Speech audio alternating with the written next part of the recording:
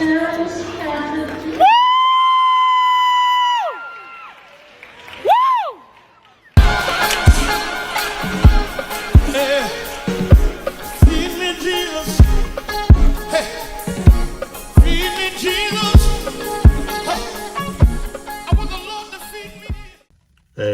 welcome to Real Talk with Nurse Terrence. Today we're going to talk about my debt-free journey. Some of the key things that you need to know about graduating nursing school debt-free. Number one, if you're young and you are married and you have children, you do not have to be dependent of your parents. You can be independent according to the FAFSA. Way back when I started college and school, I realized I can leverage and use the government's money. While I was going to school, the government was able to pay for my education because I was married and I had a daughter. The government was able to give me a Pell Grant. As you know, for those who are in school, when you get financial aid and get your award package, you are eligible for, aid. And some of that aid includes student loans. I didn't want to take out any student loans for my education. At that time, I was kind of anti-loan and all those things. The federal Pell Grant was granted to me. And nobody told me the government is going to give you a few $1,000s. I took the money and I used it for my classes. I used it for my prerequisites and I used it for my nursing school. And then the money that I was able to get in a refund, I used that to put in my savings and to fund my life. So while I worked full time, the government paid for my education for my Associates of Science in Nursing, the ASN, and the refund checks I would get would just help me get through. And then for my bachelor's degree, I still was able to utilize the Pell Grant. While I had maximized a lot of my credits, I still had enough aid to where even if I had to come out of pocket, it was a few $100s, and I was able to pay that through a tuition installment plan over a few months.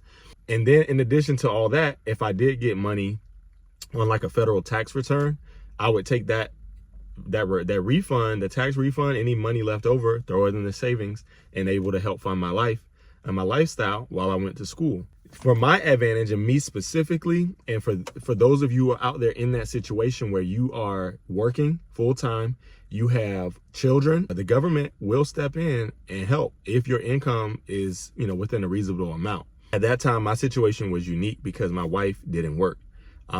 So we only had a single income home and the government was able to step in and help us.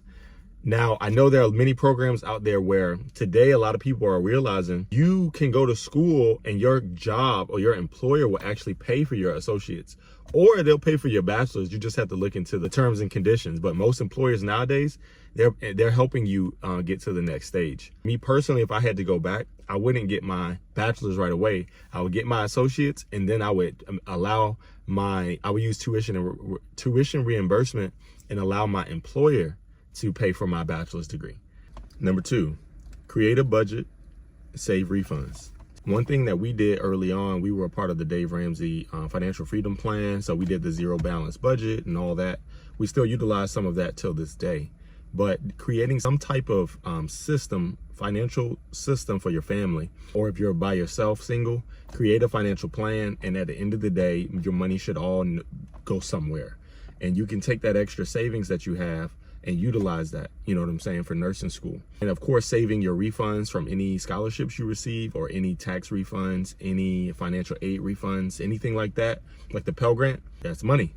Of course, government assistance. So it's not a popular opinion, but back then we were poor and we were broke, and we utilized food stamps, we utilized WIC, we utilized low income housing.